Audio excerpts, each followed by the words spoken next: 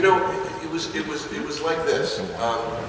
It's an interesting question because the real question is, to me, is how dark could the show go and still be a family show? And I didn't like the arty that I read it. I'm amazed I got cast, and it was because it was a great script, and I really wasn't looking for a job, although I'm an actor, so I'm always looking for a job, but I was already 59, and I was trying to downsize. I was looking for a job, and I read this and I said, fuck it, I'm not going to go try to please everybody.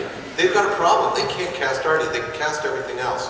And I went into the guy who had written the script, risking what has happened to me 50% of my career, which is after I leave the room. Does he think he is? So risking that, I go into the room and I say, guys, I said to David Simpkins, he said, I'm so happy to meet you. I said, may not be. Because everybody that's out in this room waiting to audition, there's Emmy nominees and winners out there. You could throw a stone and cast Artie, but you haven't cast Artie in 7 months. And the reason is, you expect somebody to walk in here and nail this role, don't you? He said, well, yeah, everybody does. It's not going to happen. It's not going to happen. He said, what do you mean? I said, well, this is the point where you get to say, get out of my office, or you get to hear me and then say, who the hell does he think he is? And he said, I have nothing to lose. I might do either one of those. You might as well tell me what you think.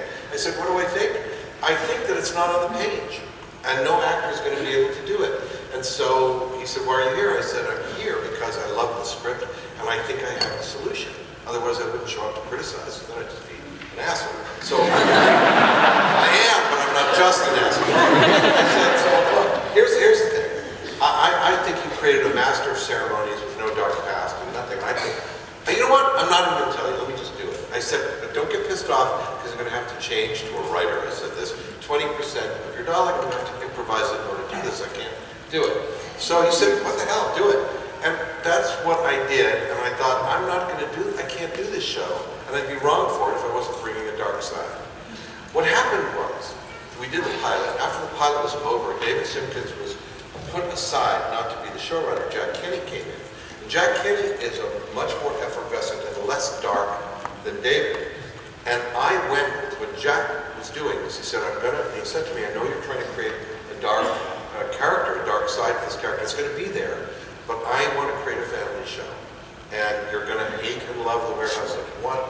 You're still going to be a neurotic person, but I want this to be a family show, and I understood it. And so we always walked that line. I think it happened with Claudia being in Asylum. It happened with the whole side of Micah's relationship and their past with their parents and their upbringing, and his alcoholism and drug abuse, and her problems being having to have everything correct all the time, having to let things go. These were things that they used from our own personalities. So there was a wonderful...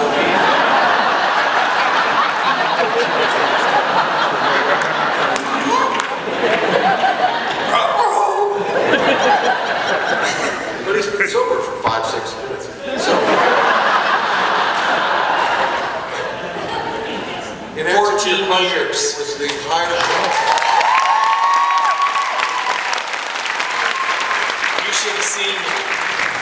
Oh, I was fun to be around. I will say this, what was great about being on the show, and especially under Jack's guidance, it was like, as much as what we wrote in the room, then Jack then was able to bring it to these wonderful people here, and they were able to breathe life into it in such ways that we never even thought. Like, we were like, oh wow, you didn't see that. Okay, and then what's great for us as writers, and then we can basically then put that back into more stories and really be able to explore and stuff like that. So it is really interesting, like how all the characters do have sort of like a broken family past, and then our goal was to create a family, and we created like one of the most amazing families on television. And it was just,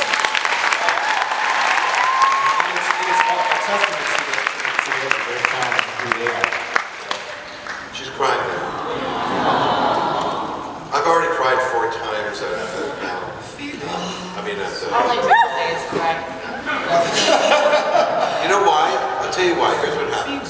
We get people who tell us, who come up to us and tell us, whether it's for personal reasons, whether it's for loss, whether it's accident, whether it's a family situation, or in some cases, somebody from the military came and told us what the show got them through some very difficult times. And it's very moving to realize that, while we were laughing our asses off for 5 years with each other and having all the difficulties that any family would have, we didn't always like each other or love each other. We loved each other, but we didn't always like each other. And we had that, dynamic. And then we get this feedback, we're canceled, but you didn't cancel us. No, never would.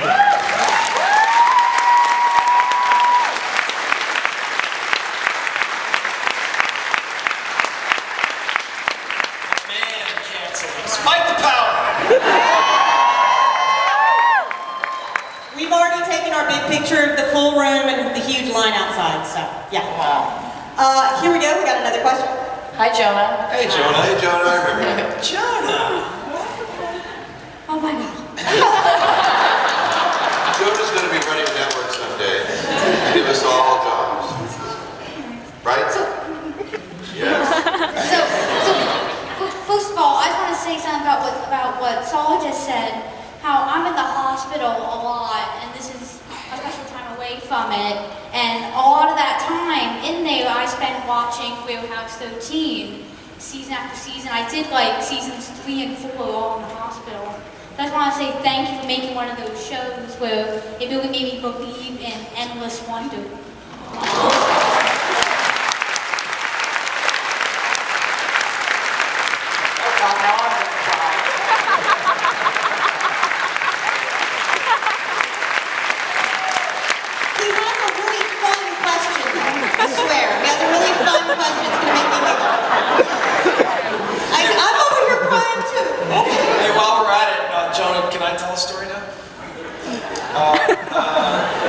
Sure, steal the limelight from the awesome kid.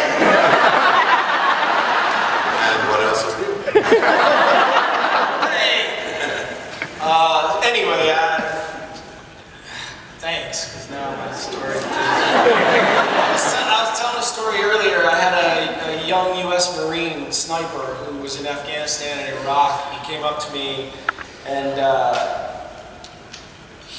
his legs were, he still had both of his legs, but they were terribly scarred. His calves were, the calf muscles in his legs were pretty much gone, but he still was walking, and he said, for 2 years I was in the hospital having surgeries on my legs, and before I got injured, my buddies and I would come back from patrol, and we would watch Warehouse 13, but after I was injured in the hospital, you kept me alive, It's like you gave me a reason to kind of stick around, and I thought, that was a big enough compliment. I couldn't believe it, and the next day he came back and he goes, "Here, man, I want you to have this," and he gave me his Purple Heart. Oh, man. And I was just like, "Brother, I can't take your Purple Heart." I know, and he was like, "It's okay, I have 2 of them." Because he got blown up in Iraq, too. And, for me, it's those kind of stories. Jonah, your story, and I hear them over and over again, people that are feeling blue and feeling bad, and maybe they don't have the family that they wish they had, and they see the kind of family that we had on the show, and to be able to have that kind of profound effect on someone, that's, for me, that's the, and I'm sure that I can speak It's the for dream as an It is actor the dream. to touch someone in that way. And we play heroes on TV, but you're a real hero. Yeah.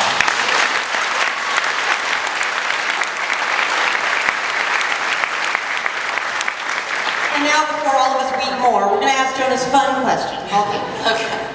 So, throughout the series, we were to learn a lot of skills: combat, tap dancing, Spanish. What was the hardest, and did you stick with any of it afterwards? Oh, I'm a great tap dancer now.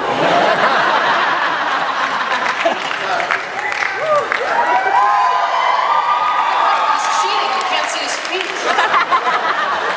This one. It's absolutely perfect. I don't know what taps are. So what? Yeah, She's got boobs. I have to actually salute, these guys put in so much work for the telenovela episode. Felt like, I mean, yes, I was in like hours and hours of dance lessons every week, but these guys doing an entire episode in a language that is not their own. I mean, I was really impressed. I think the episode. It's all.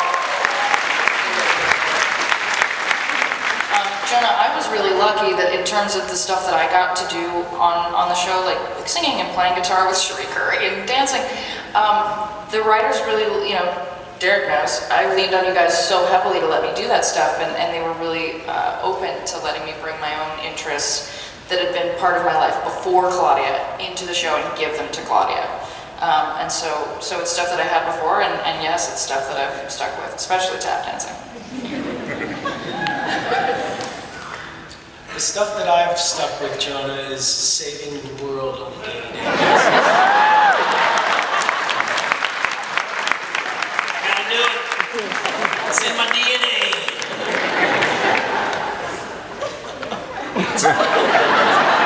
Back to my Ferrari. What's stuck with these people, that's what I'm stuck with.